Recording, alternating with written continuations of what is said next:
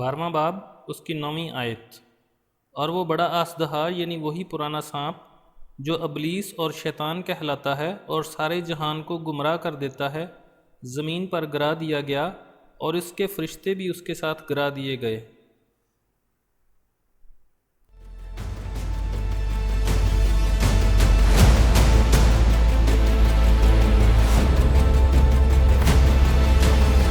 شیطان کا پہلا نام بڑا آسدہا ہے۔ اسے انگلش میں گریٹ ڈریگن کہا گیا ہے۔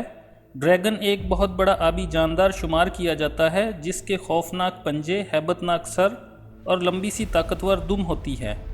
قدیم زمانوں میں بابل کی حکومتوں میں اور مشرقی ملکوں مثلاً چین اور جاپان وغیرہ میں اسے خدا مانا جاتا تھا اور اس کی پرستش کی جاتی تھی۔ چین کا یہ قومی نشان ہے اور اس کے بے شمار بت بنا کر اس کی بت پرستی ہوتی ہے۔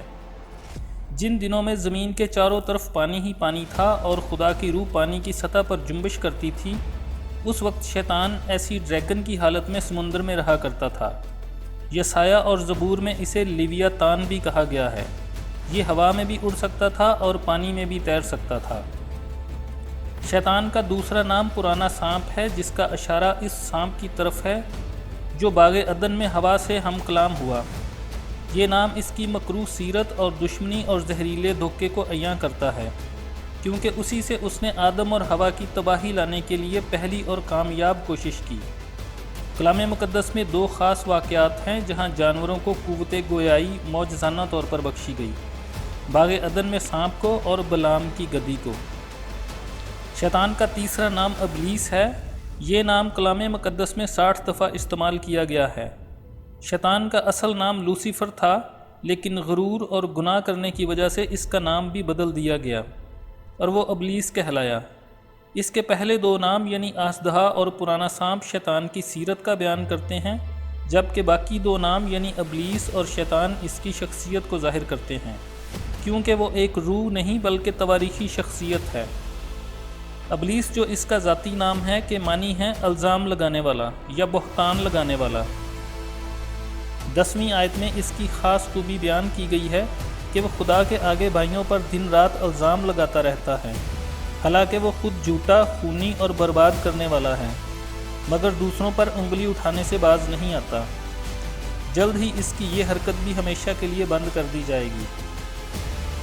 ابلیس کا چوتھا نام شیطان ہے۔ شیطان کا معنی ہے مخالف، حریف، دشمن۔ یہ لفظ کلام مقدس میں 54 دفعہ استعمال کیا گیا ہے۔ شیطان خدا اور اس کے لوگوں کا علانیہ دشمن رہا ہے۔ اس نے خدا کی پہلی خلقت کو برباد کر دیا، وہ دنیا میں گناہ اور موت لایا۔ اس نے اسرائیل اور مسیح اور کلیسیا کو ہر ممکن طریقے سے تباہ کرنے کی کوشش کی۔ اب وقت قریب آ رہا ہے کہ خدا اس کرہ ہوائی میں اس کی ناپاک آمد و رفت ہمیشہ کے لیے بند کر دے اور وہ ہوا کی عملداری کا حاکم نہ کہلائے۔ اس کا ایک اور خاص کام سارے جہان کو گمراہ کرنا ہے۔ گمراہی کا مطلب ہے غلط راستے پر ڈالنا۔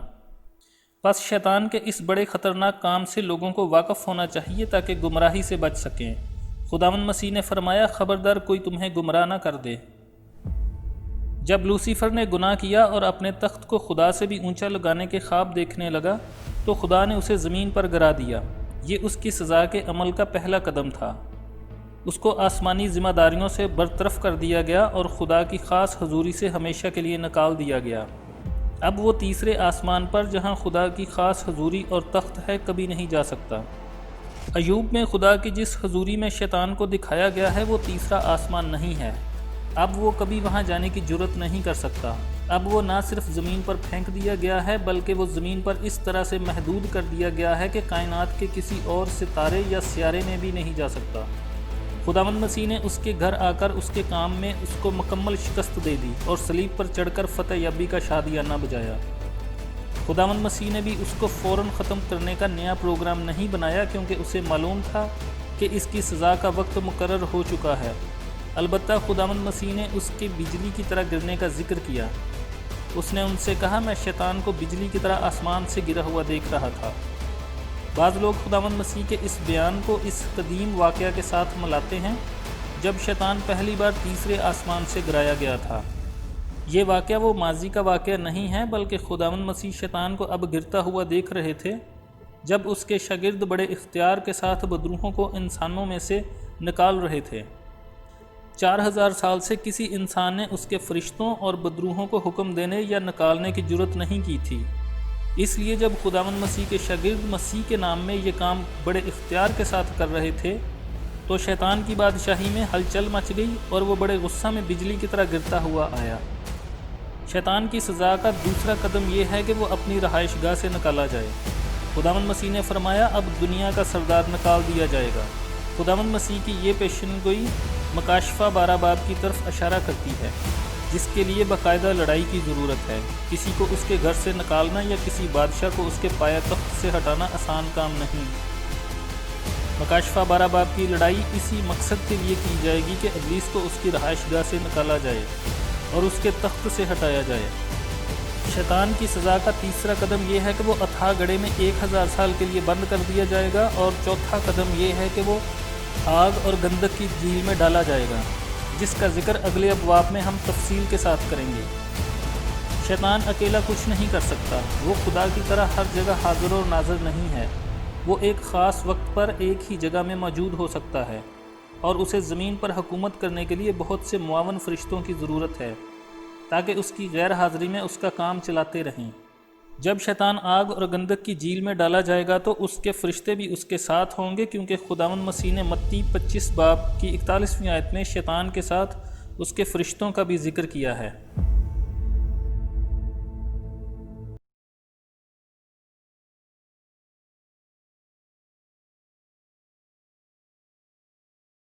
بارہ باب 10ویں آیت۔ پھر میں نے آسمان پر سے یہ بڑی آواز آتی سنی کہ اب ہمارے خدا کی نجات اور قدرت اور بادشاہی اور اس کے مسیح کا اختیار ظاہر ہوا، کیونکہ ہمارے بھائیوں پر الزام لگانے والا، جو رات دن ہمارے خدا کے آگے ان پر الزام لگایا کرتا ہے، گرا دیا گیا۔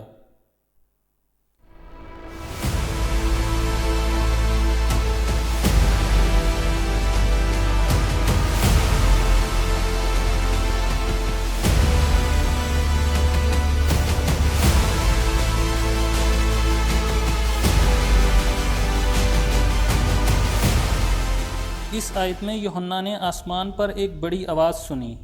آواز دینے والے کے بارے میں کچھ نہیں بتایا گیا کہ وہ کون ہیں، البتہ وہ اپنے لیے ہمارے کا لفظ استعمال کرتے ہیں، جیسے ہمارے خدا ہمارے بھائیوں، یعنی بولنے والے زیادہ لوگ ہیں۔ دوسری بات یہ عیاں ہے کہ وہ خدا کو ہمارے خدا اور مقدسوں کو ہمارے بھائیوں کہہ کر پکارتے ہیں۔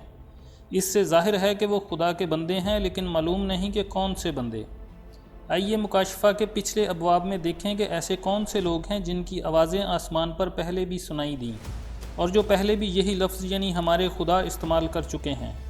مکاشفہ 11 باب کی 15ویں آیت میں جب 7واں فرشتہ نرسنگا پھونکتا ہے تو لکھا ہے کہ آسمان پر بڑی آوازیں اس مضمون کی پیدا ہوئیں کہ دنیا کی بادشاہی ہمارے خداوند اور اس کے مسیح کی ہو گئی۔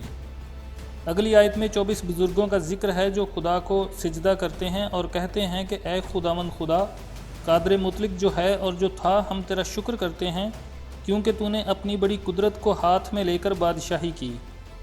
چنانچہ آسمان پر یہ 24 بزرگوں کی آوازیں ہیں جو زمین پر مسیح کی بادشاہی کا اعلان کرتے ہیں اور خدا کا شکر کرتے ہیں کہ اس نے اپنی قدرت دکھائی۔ جب مکاشفہ 5 باب میں برہ نے 7 مہروں والی کتاب لے لی تو اس وقت بھی انہی 24 بزرگوں نے نیا گیت گایا کہ تو ہی اس کتاب کو لینے اور اس کی مہریں کھولنے کے لائق ہے۔ ایسا معلوم ہوتا ہے کہ تیسرے آسمان پر خدا کے آسمانی دربار میں ان 24 بزرگوں کو بڑی آواز سے بولنے کا اختیار یا اجازت ہے، اور یہ صرف اسی وقت بولتے ہیں جب خدا یا برہ کی ستائش اور تعریف درکار ہو، اور سجدہ بھی کرتے ہیں۔ یہ 24 بزرگ کلیسیا کے نمائندے ہیں، اور اسی لیے یہ مسیح کے خون خریدوں کو ہمارے بھائیوں کہہ کر پکارتے ہیں۔ دوسری بات جو اس آواز سے تعلق رکھتی ہے وہ ہے آواز کا وقت۔ یہ آواز لڑائی سے پہلے نہیں بلکہ لڑائی کے خاتمہ پر آئی ہے۔ لڑائی کے خاتمے کے بعد ابلیس اور اس کے فرشتے ہار گئے، اور اس کے بعد آسمان پر ان کے لیے جگہ نہ رہی، اور وہ سب زمین پر گرا دیے گئے۔ لڑائی کے اس نتیجے سے خداوند مسیح کا اختیار ظاہر ہوا ہے، اس لیے آواز میں لفظ اب استعمال کیا گیا ہے، یعنی خداوند مسیح کا اختیار اب ظاہر ہوا جب شیطان اور اس کے فرشتوں کو زمین پر گرا دیا گیا۔ اس آواز میں 4 باتوں کا ذکر ہے جو شیطان کی شکست سے ظاہر ہوئی ہیں۔ خدا کی نجات، خدا کی قدرت، خدا کی بادشاہی، خداوند مسیح کا اختیار۔ خدا کی نجات جس کا ذکر یہاں کیا گیا ہے گناہ سے نجات کی طرف اشارہ نہیں کرتی بلکہ بدن کی مخلصی کی طرف اشارہ کرتی ہے۔ عبرانیوں 9 باب 28ویں آیت میں لکھا ہے، اسی طرح مسیح بھی ایک بار بہت لوگوں کے گناہ اٹھانے کے لیے قربان ہو کر دوسری بار بغیر گناہ کی نجات کے لیے ان کو دکھائی دے گا جو اس کی راہ دیکھتے ہیں۔ بغیر گناہ کی نجات بدن کی نجات کی طرف اشارہ کرتی ہے۔ جب ہمیں گناہ سے نجات ملی تو یہ ہماری روح کی نجات تھی، جو نجات سے پہلے مردہ تھی مگر اب زندہ ہے۔ نجات یافتہ لوگ جب تک زندہ ہیں وہ اسی پرانے بدن میں رہتے ہیں۔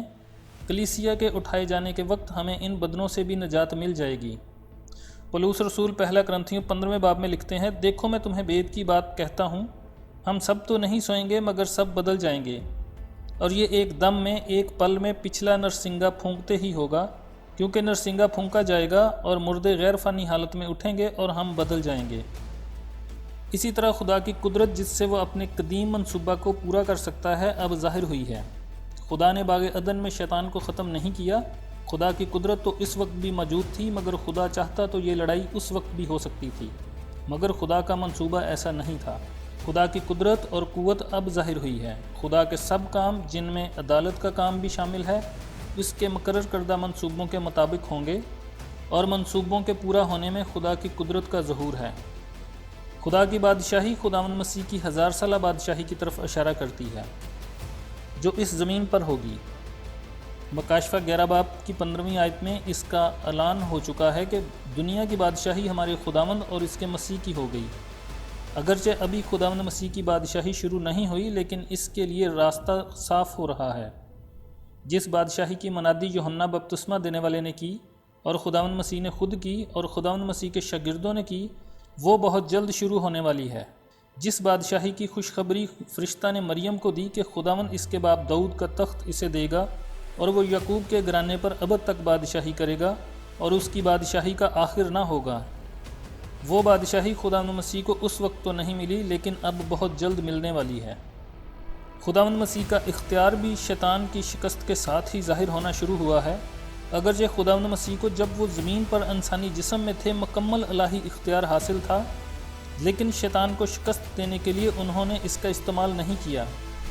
گتسمنی باغ میں انہوں نے پطرس سے کہا، کیا تو نہیں سمجھتا کہ میں اپنے باپ سے منت کر سکتا ہوں اور وہ فرشتوں کے 12 تمن سے زیادہ میرے پاس ابھی موجود کر دے گا؟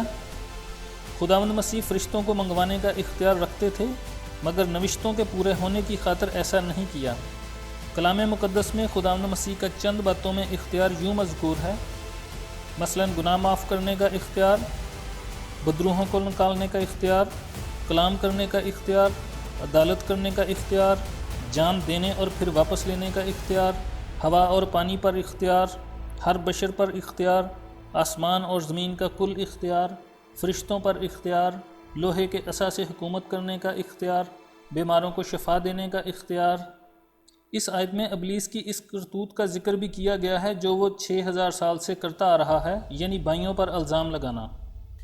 یاد رکھیے اگر ایماندار نے گناہ نہ بھی کیا ہو تب بھی وہ الزام لگاتا رہتا ہے اور الزام لگا کر کس طرح خدا کو مقدسوں کے خلاف ابھارنے کی کوشش کرتا ہے۔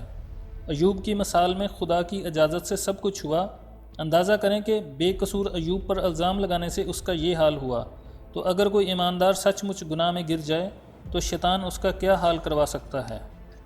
مگر خدا کا شکر ہے کہ وہ اس کے الزاموں کو نظر انداز کر دیتا ہے اور جلد ہی اس کے زمین پر گرائے جانے کے بعد وہ الزام لگانے کے قابل ہی نہیں رہے گا۔